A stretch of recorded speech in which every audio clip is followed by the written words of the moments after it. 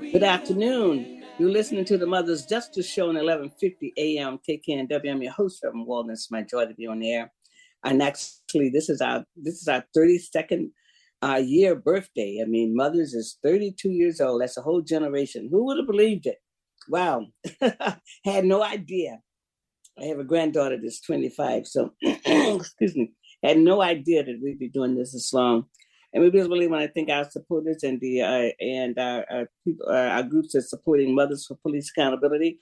Our sponsor this quarter is the Healing Circles. Healing Circles by and I'm leading those healing circles, H.G. Walden Healing Circles, and I'll have more information about that. The whole world is in need of healing, not only Seattle, but the whole world. So I'm glad to be part of the healing, wanting to heal the world. But mothers, guess what? We're back on with monthly meetings. Can you believe that? Oh man, it's so cool. So our next meeting is next Wednesday night, and the date on next Wednesday happens to be October 26th. Oh man, what did 20 years ago? Man, we must be over 21. I declare, when you get over 21, it just keeps on rolling. Well, in that particular meeting, I'll have some more time to talk about this, is that we want to create a dialogue about what does community safety means in the African-American community. Most people speak for us. A lot of groups do, but they don't live with us. So anyway, I'll have some more information about that. And also, guess what? You'll have an opportunity to get a ticket for Mother's Justice Breakfast on November 10th. And our speaker is going to be keynote speaker. It's a retired Judge Judy Hightower. And our attorney of the year is going to be Gabe Galando. I mean, he's a fantastic attorney. He's our first annual Thurgood Marshall Attorney of the Year. We are so jazzed about that because we want to highlight good attorneys in this long road fight for justice in America. And we need more attorneys like that, because you see a lot of attorneys are compromised. Look at all those other attorneys on the other side. They're compromised, man. It's like, wow, I don't know what kind of justice they want. But I know what we want. You say, when do we want it? We want it now. We want peace. We want justice. And we want equal opportunity under the law, under the Creator. We were created to have all that. And it's just awesome because we're determined. One thing about and also I want to just bring in all the women who are standing up around the world. I mean, look at the women in Iran. I mean, it's like, wow. I mean, you have the women in America saying, "Hey, take your hands off of my body," so stop it. And you have women around the world. They said, I've heard many times, it says when the world is in trouble, that God calls up women. So from east to west and from north to south. So it sounds to me like the world is in trouble because the women are standing up saying, stop it. Stop it. We have a voice. And we're not going back in the kitchen. We're not going to be barefooted and pregnant. We're not going to be without any food. We're not going to be, trying to find all this stuff that's necessary to run a family when we're just not going to do that. We will have to have some collaboration and some cooperation with that. So I'm really glad that women are finding their voice. And then that's what the name of our group is, Mothers. Started out as Mothers Against Police Harassment. Hello, yeah. But then we had to retire that name because our work is more than harassment. It's about accountability. And we're proud to be been using the word accountability on our literature since 1990. 1990.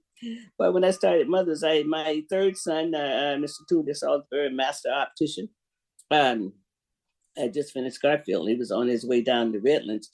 He had been co-captain of the football team before they were stopped at my house. Everybody knows the story now. And then Omai was actually, he didn't graduate till 93. So it's like, wow, he's coming on almost being out of high school, almost 30 years too. Coming up for him. And everybody know that my other son is Chikundi Salisbury, called Cunt Love. He's just coming back from Elizabeth City, North Carolina, he went to his 30th class reunion, homecoming. And, we're waiting on Mr. Ryder to come because he has a local update. I thought he had something right off the press to tell us. So I'm sure he should be getting in here in a few minutes. And then I have my next guest around 2:30. It's going to be Aisha Covington from Jacksonville, Florida.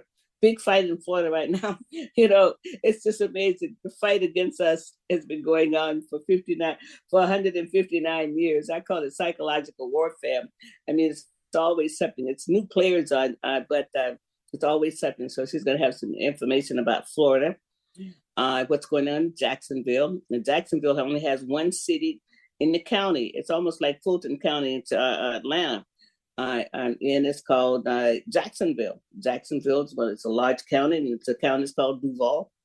And it's only one. I think Florida only has, I think that might be the only city in Florida that only has one city in the county, which is unusual. But I think that Jacksonville might be the only one. And you have a large sizable population of Black people in Jacksonville. So I'm just really excited to find out what all she's going to bring us about Jacksonville, Florida. Not too far from Jacksonville is America's Beach, and that was a beach for the Negroes before during segregation. So we might touch a little bit on history, because everybody know I love history. History is my Bible. Because with history, you can connect the dots, and you don't have to be involved with pop culture. Pop culture is designed so you can't connect the dots, and you're always kind of like confused because they're going on to the next thing, and you still need to be involved with what's going on. So anyway, that's why I love history. And I want to give a big shout out to the Mariners. Really and truly, they played their heart out. Really played their heart in, not out. They played their best. They brought their best, but sometimes the best just don't get you there, because in America, it's no win-win in sports. It's like, oh, gee whiz. I mean, they ought to get something. But I tell you what, they got Seattle Jazz. They got people out.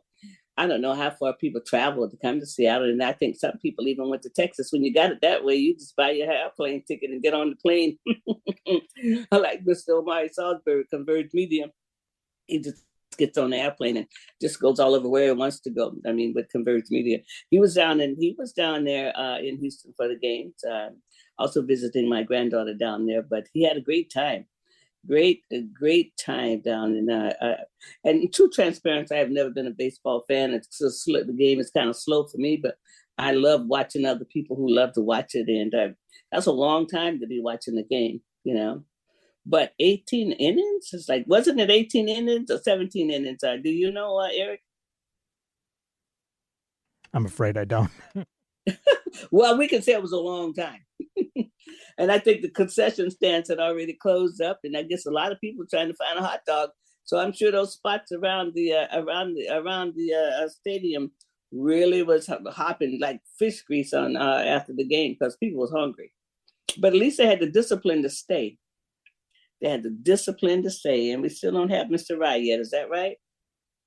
Correct. Not yet. Okay, well. Yeah, you were right that it was 18 innings. 18 innings. For that Mariners game, yeah.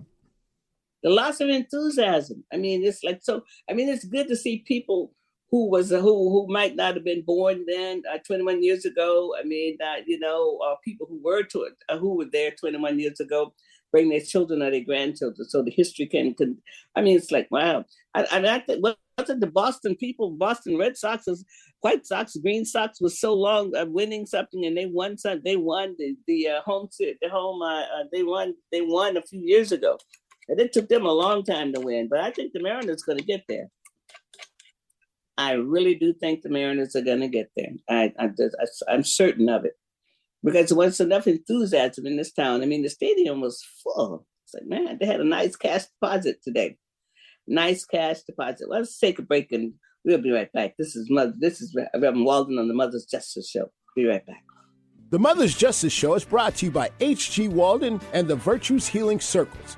Join us for Wisdom and Wellness with Reverend Walden, a monthly virtual and in-person healing circle that focuses on community healing and growth. Learn more at virtueshealing.com. That's virtueshealing.com. Also, be sure to join our healing group on Facebook. Again, visit us at virtueshealing.com today.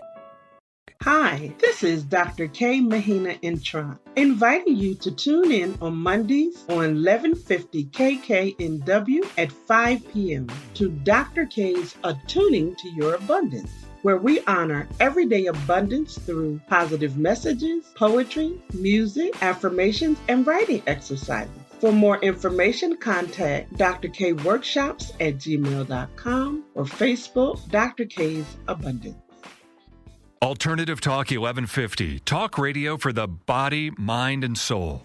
All right, you're listening to the Mother's Justice Show on 1150 AM KKNW in Seattle, Washington, and Bellevue, and it's a lovely day today, and I'm jazzed by that song. I guess you say she's overworking jazz today. Well, it's Monday. Why not be jazzed? Why not just starting a new week here in mid-October? Wow, you wasn't feeling this way in January. So you might as well be jazzed up today. I discovered Ruthie Foster not too long ago. And I just, it's amazing how you can discover people who's been alive a long time. Not to mention the one who you find in history. So I discovered her not too long ago. I also remember the time I discovered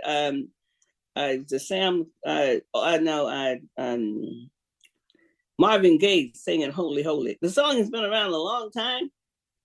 Maybe we'll play it today. I mean, I had never heard the song before. I guess I was busy raising children, so I probably didn't have all the latest music in those days. Well, so far, Mr. Rising here, so I guess I'm the update queen today. So I'll continue. And one of the things I want to talk about, what I was going to talk about in this segment, I'll talk about it now. I started in the other segment. Was community safety. The social scientists said about 40 years ago that African Americans didn't care about living in a safe community. So therefore, it was no real push to solve crimes. And crime has escalated in our community because most police departments don't put any money towards solving crimes in the African American community.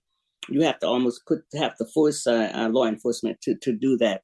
And then on the other side of that equation, we don't always cooperate.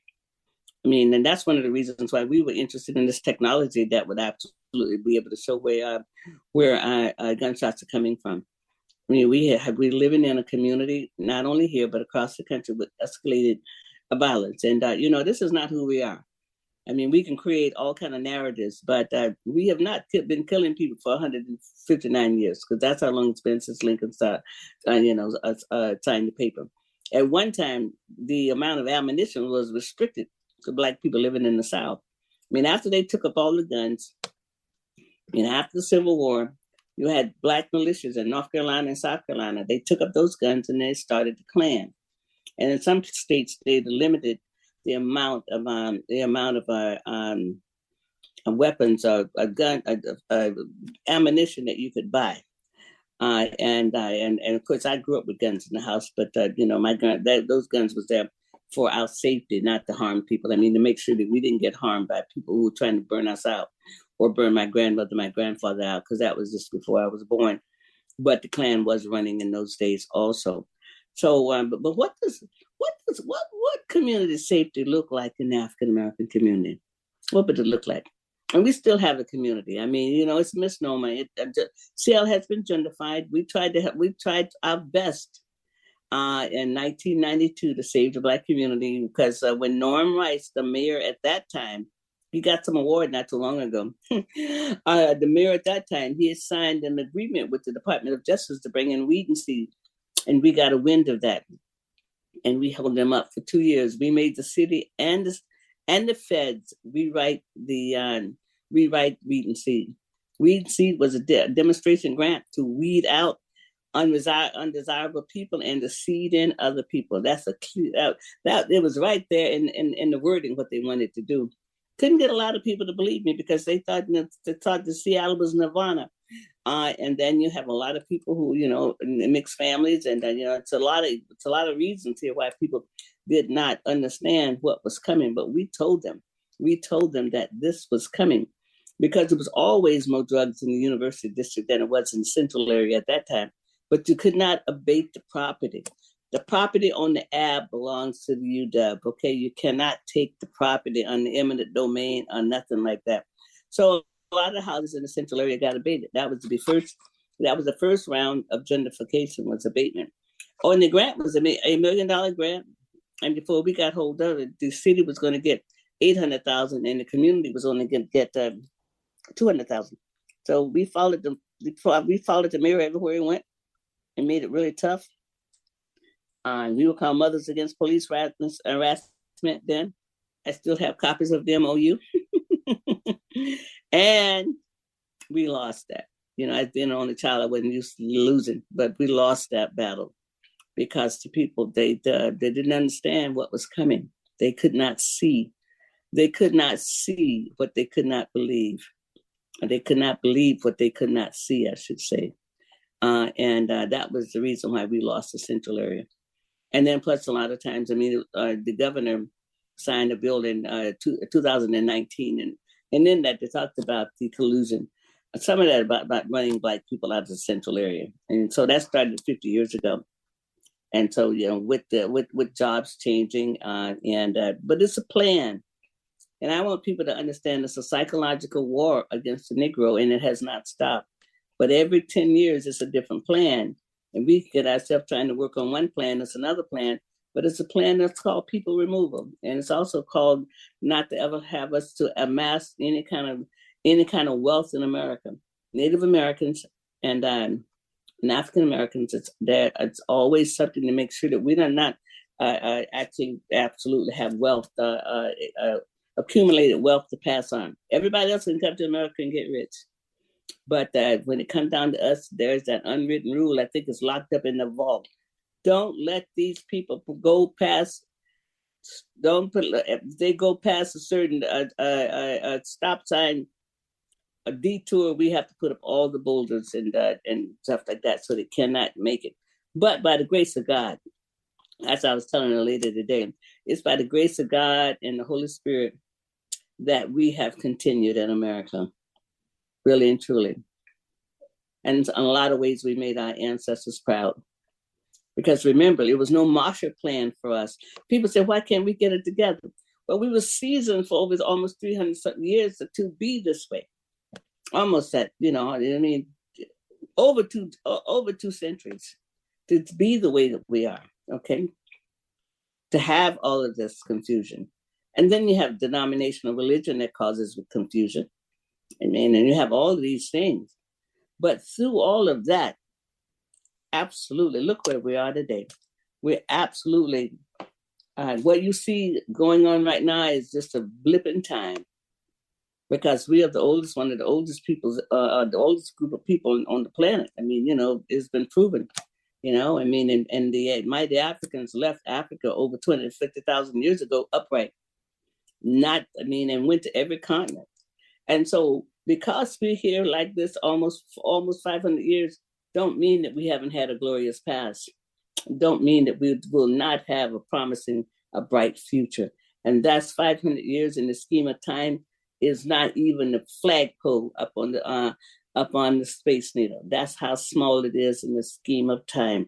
And so we have to refocus ourselves, re-grab our strength, re-talk to our ancestors and say, yeah, we can do this. Because there's always something being rolled out, always something being rolled out. One time, when the Panthers was in their heyday and they showed up at the Capitol down in Sacramento, California, when Reagan was there, he called in almost an emergency session, and they put gun control in California. People don't realize that. People got scared. Really, if you really want gun control in America, all you need is that for one Monday in America, you have Black men with bow ties showing up at the Capitol with open carry. That's all you need. The visual of Black men showing up at the Capitol in every state with a bow tie, that visual, they will absolutely, the Second Amendment will crumble. The fear. These people got guns. What's going to happen? Well, what's going to happen is we're going to continue to roll. We're going to continue to make it in America. And that's just it. We will continue to do that. But I want to know, what does community safety look like? Because I looked it up, and it's nothing. When you look up community safety, it's anything that we would be talking about. And then I put in public safety. Well, public safety is when government work to make communities safe. And so I know, number one, people are going to say, well, we want better policing. Yes, we do. We want constitutional policing. We want them to show up and be respectful. And if they're going to arrest somebody, arrest them in a constitutional way. Okay, not beat them up. And also put on your listening skills and see us as human beings. Because Catholic Church said we were not. We've been fighting that battle for that. That's a battle we've been fighting a long time. 1452 said we were infidels, did not have a soul. Can you imagine that? But I could tell Aretha Franklin she didn't have a soul. Bless her heart. She's still singing now. She's singing on the other side of the veil. You know, couldn't tell all these people. Luther, could you tell Luther he didn't have a soul? What about Prince? Don't forget about Louis Armstrong and what a wonderful world it is. Yes, all these people. So that's the battle that we're fighting. We're fighting to be human because the church said we were not. And that went through Europe. And then because at one time the Greeks was in love with the mighty Africans. They named 2 stars in the universe for the goddesses of Africa. And this is the stuff we don't know. So what we don't know will absolutely turn the world upside down when we find out about it. And that's why I love history. I love history. I love history. I love talking about it. And I love talking about the power of what it does. I mean, because like what now we're talking about, you know, the women in Iran, but also, I mean, I was thinking about all the powerful women who's come before us, you know, and it doesn't, you know, and I'm not so specifically talking about just African-American women, but you had powerful women who've come in America and around the world. I mean, that has made a difference. I mean, you had ISIS on the throne as a pharaoh. So going back to Egypt, and you got Stacey Abrams. Oh, and there's Ketanji Brown now on Supreme Court Justice. And the women, the women have just been rocking, women that hand to rock the cradle. The women, I'm just so, I'm looking in awe of the women. I look at the women in the last generation. I mean, 35, 40, 50 years ago, it wasn't very many washing machines in the houses, and not very many amenities that make life easy. I mean, now they have this thing, you can buy kitchen equipment that kneads the bread for you. When I was making bread, that was not available. You had to knead it the other way. So anyway, I think so we're just going to just keep going here and understand that life is so good. But I want to talk about the community safety. What does community safety look like for us? And how can we raise the vibrations of love and care? Because that's what it is. I mean, the people who were bred to be against one another, it's like, yeah, okay. But again, it was no Marshall Plan for us. After Lincoln signed the paper, he said, oh, okay, y'all go on. And they called us all kinds of names. But it was no plan for us. I mean, eventually there became some public schools, and you got some land grant institutions. And most of those land grant institutions are still going today. Isn't that awesome? I was on the grounds of Tuskegee, and then Tuskegee then was down to Elizabeth City. Got started in the 1890s and the 1800s. So isn't that amazing that we had enough fortitude to start our own institution, and enough fortitude and steadfastness that they're still going today? Isn't that just, that's just good. Yeah. And I'm excited about that. I'm excited about the possibility of change. I'm excited about the possibility of consciousness changing. It's like, oh my God, we can think a new thought. Then when we can think a new thought, we can create a new world. That's all it is. We have the power within. We didn't come without a GPS. We have a GPS inside of us. We do. Creator gave it to us. It's better than that voice in your car, strange voice talking to you. Can you imagine that strange voice? You don't know that person. It's like, okay, I'm not interested. I got a map. I got a map in my head, and I keep maps in my car. I'm not gonna give up my thinking ability to a computer, because God gave me the thinking ability, and I'm gonna keep it as long as I can. the ability to think, the ability to know that, wow, this is good, this is great.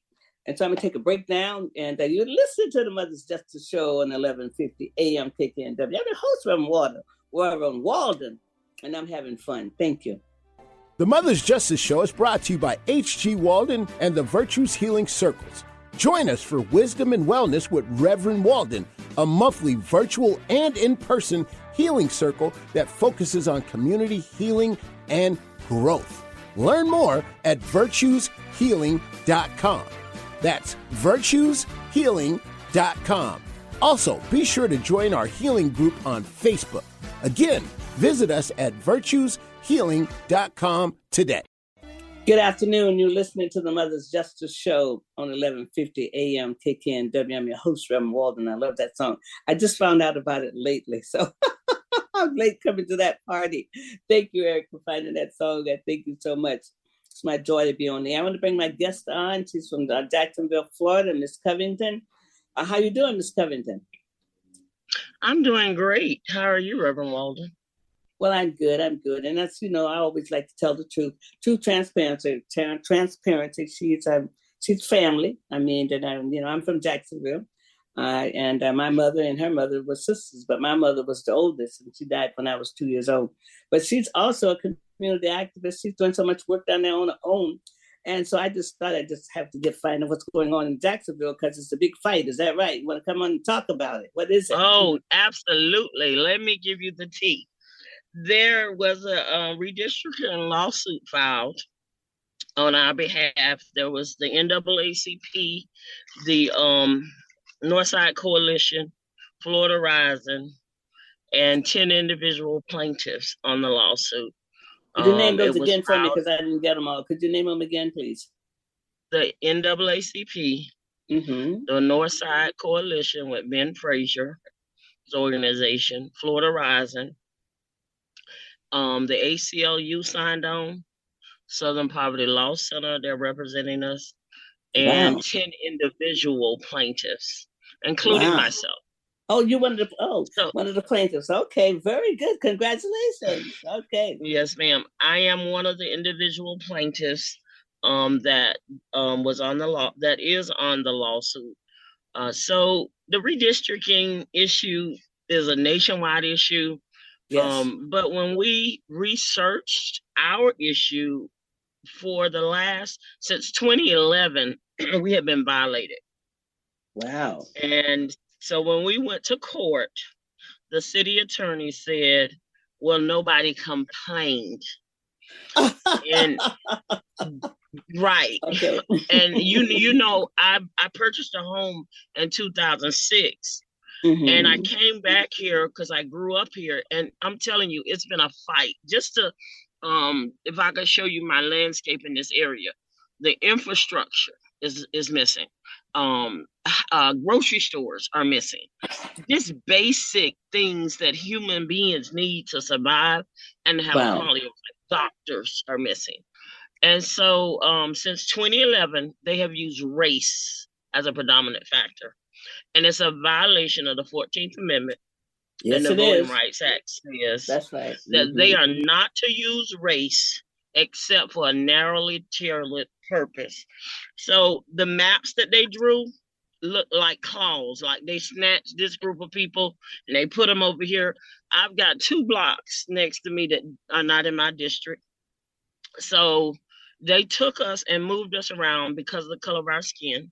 And they made sure the white people voted at other precincts. They don't vote with us.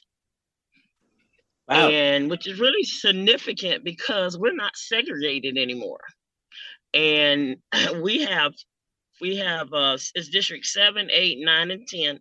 And then we have 2 African-American males that are Republican that are at large.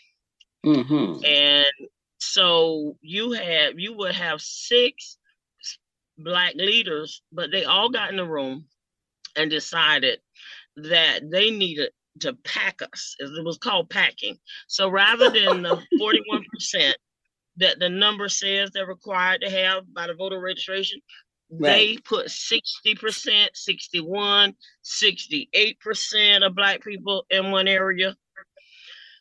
And so when we asked them, everyone said it in the meeting. I mean, you should have just heard the people saying, we don't like that. That's not right. Why are you putting us all together? The person that was appointed to represent the committee is an attorney and a constitutional attorney. Okay. And so she just rolled over the Constitution and she said, "Oh, I know what I'm doing." Basically, if you read the motion, she's quoted numerous times, and she just was he working for you all or working for the city? She's working for the city, okay, because the Republicans run this city, run the state of Florida. Yeah, and we are the minority. And the Democrats who are in power get money from the Republican administration.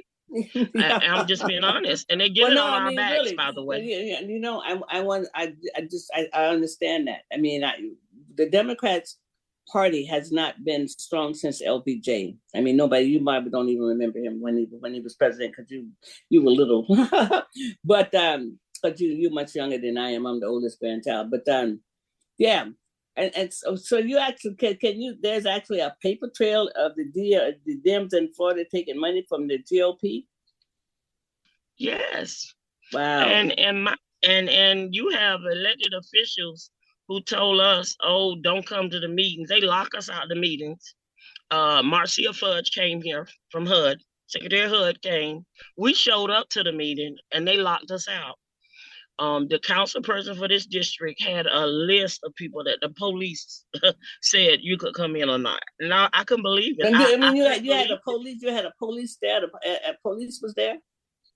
Yes, on the door, preventing other people, voters. I said, "Well, I'm a voter. I'm here," and we wanted to talk to Secretary Fudge about the housing disparities in Florida. You know, because they've gotten rid of everything since Hope 6. They've in Sanford they tore down all the public housing. You know, correct. We're in the same boat, and they brought in affordable housing, which is not the same as subsidized. No, it's not. Housing. It's no, and that's how they fool people. And that came in under a Democrat. Clinton did that. Okay. Well, then I learned the hard way that affordable housing is not subsidized housing. I don't want it anymore. And it is taken over the city. So it's one company that has built all this garbage housing. It's affordable, but they went up as high as market rate. They went up to $1,600 for a 2-bedroom, and no poor people could pay that. Well, but also so they took the property. Also, they took the property that the taxpayers paid for and gave it to the developers. See, all the public housing property actually was paid for by taxes. That the public paid for that property to be able to put those houses there that HUD put up. See. Well, they got another program. The city of Jacksonville is going to build you a house on the land, and they put the land in trust. They're going to own the land. And that reminded me of so after you die, you won't leave no wealth. So when you die, you won't leave no wealth because you don't own the land. Correct. The land is the wealth. Exactly. The land is the wealth. The land is the wealth. That's the wealth. And see, that's the plan. See, this is psychological warfare. I've been talking to people. You got to wake up. It's been going on for 159 years now. And every decade, they change the rules. See? Yes. And we're in the middle of a change. I like what you said. We're in the middle of a change with this lawsuit. This lawsuit is a game changer. The judge gave a ruling against the city, stating that they did violate us, and they have until November the 8th to present a new map. Of course, they decide to appeal it and waste some more tax dollars, which I don't agree with, because it's 134 pages of information they couldn't refute in the hearing, and the judge cited it. So they have no wiggle room, but they are inventing the rules as they go along. They change them. Well, now that's true. What circuit are you in? What circuit are you in? I'm in the Ninth Circuit. When you appeal, you go to the Ninth Circuit. You can go up to the states. You can appeal it in the state Supreme Court, and then after that, you can go to the circuit that you in. Do you know what circuit you in? I don't. Okay. I don't. We're waiting on the city to notify them, the judge, that they're going to file an appeal. And so in the interim, they decided that they would redraw the maps So we're waiting on the information of when and how they're going to hold those meetings. And the thing that really bothered me about the meetings and in the hearing with the judge, the city attorneys had no problem lying about the public's input and the fact that the public was saying we don't agree. So where we are as a community is we have public comments, and it's usually at the end of a meeting. You get 3 minutes, if you're lucky, to state your belief. I don't agree, I agree. At that point, they close it and they move on and they vote in favor of it anyway. It's been going on for years. So here they have the public comment before the meeting here. So they do it the opposite there. They have the public comment after the meeting. Right. Wow. They move, right. Correct, because they don't really listen to us. Clearly, it's an inconvenience for them. And one of the reporters, Nate Monroe, said, well, he don't see why they have public comments. That's the only time we get to give input, because you don't get to follow a bill through committees. Why? We don't have the luxury because we're at work. They have the meetings in the middle of the day, like at 10 a.m., some crazy hour when you're on your job. So we don't get a chance to, unless you can log in on Zoom. And, a lot of the meetings aren't on Zoom anymore. So you don't get the luxury of going into the committee and following a bill. But we did have some good results. We had we fought a liquor store, another liquor store in our community. We hired an attorney, and we were able to defeat that. And the thing about Jacksonville, we cannot find attorneys who will go to battle for us. No, they all compromise. All the law firms, they all probably all. If they're working for a law firm, a lot of times the law firms have retainers with the city. And then whoever's partners in those, whoever's lawyers in that law firm. So you have to have some attorneys to file to start a law firm for the people's law firm, and not have retainers with the city. See. Right, correct. And so the people that are doing this lawsuit is Harvard Election Law Clinic, Southern Poverty Law, the ACLU, and I've asked them to do this clinic, to bring this to Jacksonville. It's so many violations in this city, and they occur on a regular basis. And we cannot, Bill Shepard, he recently passed, was a civil rights attorney in this city. And we need some attorneys who are not afraid to eat somewhere else, because the city of Jacksonville is denying us our rights. And you need some Thurgood Marshall attorneys, is what you need in the state. In the tradition of Thurgood Marshall, when he came to Florida with the with the Groveland 4 cases, that's what we need. We need some Thurgood Marshalls, attorneys who are not afraid to stand up. You're right. Right, and we do have one, by the way. We have one, attorney Naday Simmons, and he's on the ball.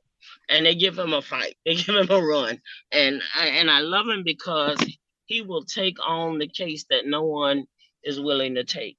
And we do. We need more attorneys like him who are not afraid to take the city of Jacksonville on and know that these are important issues and they need to be vetted in a court. And with this lawsuit, let me state, there's no monetary value.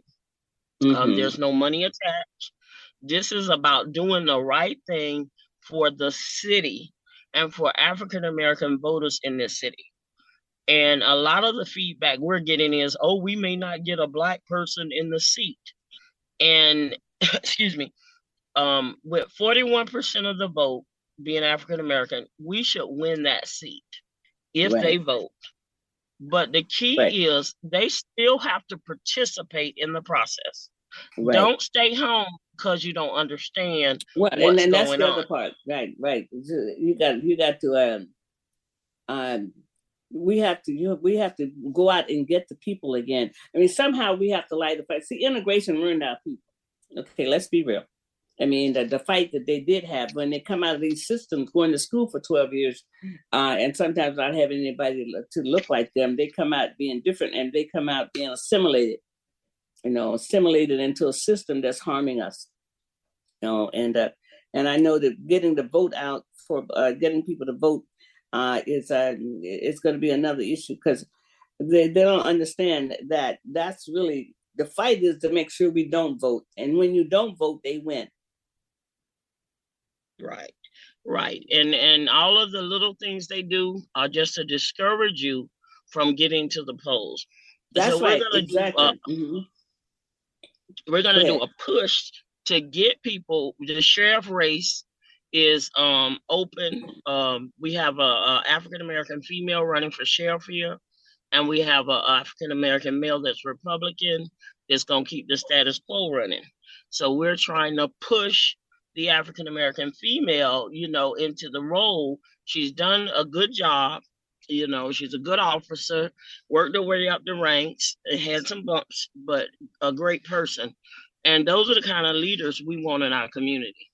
Right. We are tired of leaders who uphold the status quo.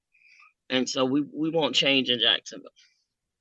Well, I think that's a great idea that won't change in Jacksonville. And I know that you have a cousin there that was in the school system that had some situations and was looking for change. She's retired now.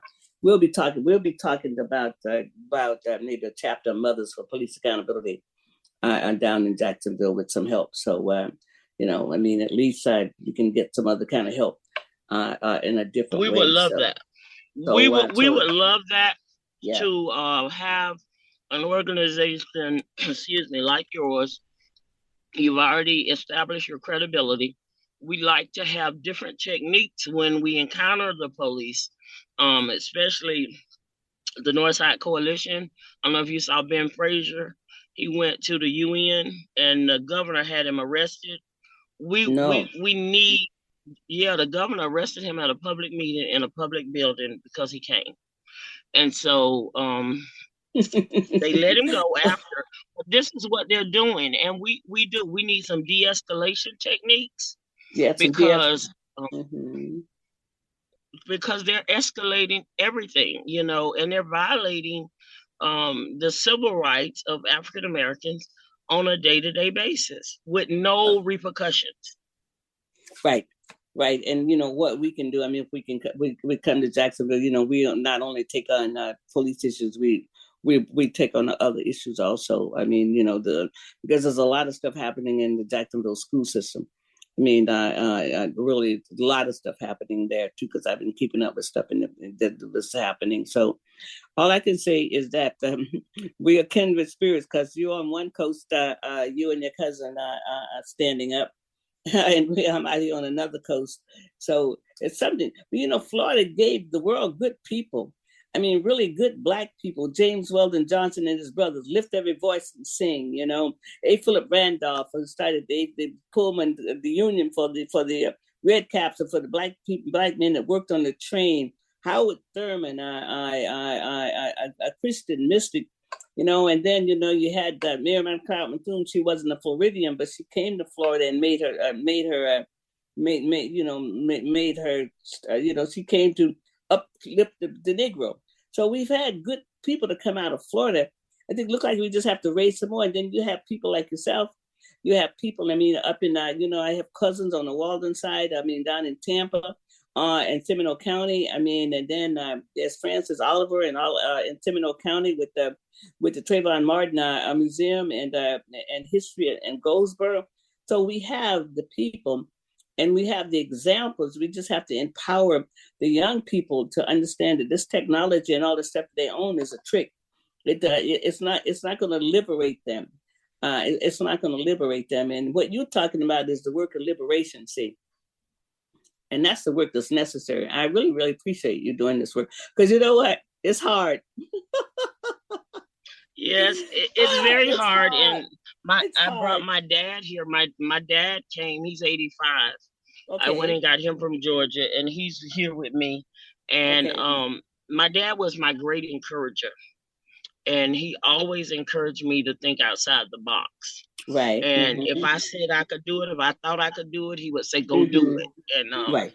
So this is hard work, but it's necessary work. And it is. A lot of times people misunderstand where you're coming from. because the change that needs to take place on a high level.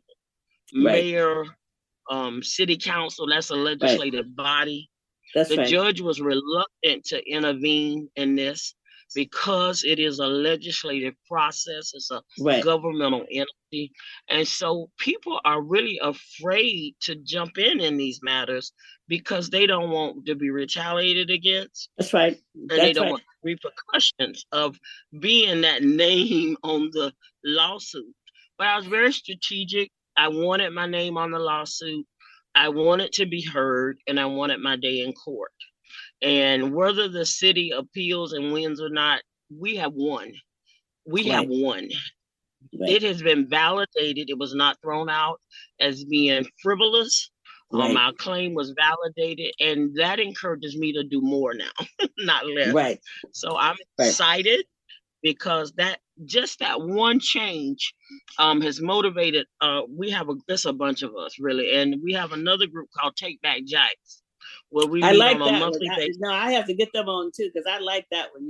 Take back because Take really, back really, truly, I mean, this is the real Florida. Florida never really changed. People thought it did, but what you're going through was happening almost in every county in Florida, and especially since you've had the people to move into Florida who want to make America great again. And that means whenever people say that means they want to annihilate the Negro. We have to be clear. Everybody else, we're in the Constitution. Nobody else is. We're constitutional. We have a constitutional guarantee to be an American citizen. Mm-hmm. And that's what the fight is about. That's what the fight is. Because and when you say that, they don't get it. Most African Americans don't understand that we are there and provisions were made, and we have to fight for it because people will just step over your rights and deny it. And the judge said, well, you done violated them for 20 years and you want another 10. And that gave me so much power to hear a judge in a federal court say to the city attorneys with the president of council and the former president sitting there, that was validation because I'm only 55. That's most of my adult life. They've done this. Because I got you beat. Yeah, you one of the baby. You one of the younger grands. Yeah. Yes, I am, and I've been trying to figure it out what happened because when I was a teenager living at grandma's house, I had a good time. I got great jobs. Leaving high school, I went to Edward Waters College. I had a great experience. I lived at my great uncle's house. Didn't pay any rent. And it was fun. And all of a sudden, things changed. And they changed for the worse for us in this city. Right. That's right. Then, because Lincoln signed the paper in 1863, and then the 14th Amendment, I think it's in 1865. It wasn't 1864. I think it was 1865. But if you could teach that, and I want you to start teaching civics, because I grew up in segregation, and they taught us civics, and we couldn't vote. Hello. So I vote today.